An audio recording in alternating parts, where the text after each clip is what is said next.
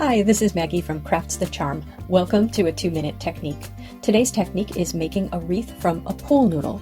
To do this, you'll want a pool noodle, some duct tape, optionally some hot glue, some straight pins, something to cover your pool noodle with, and then of course your embellishments.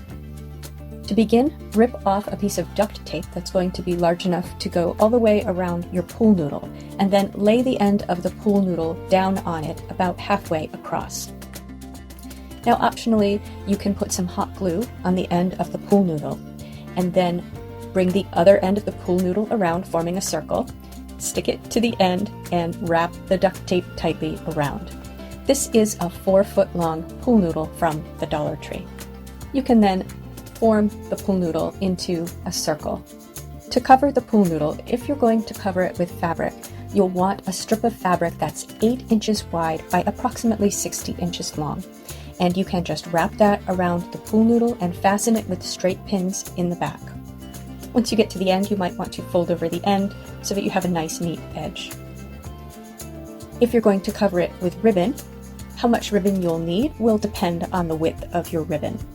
So here I have 2.5 inch wide ribbon, which is 9 feet long, and I will need approximately 18 feet or 2 rolls. You can just pin that to the back of the pool noodle and then wrap it around, overlapping a little bit each time you wrap. You can insert pins as you wrap, but you probably don't need to.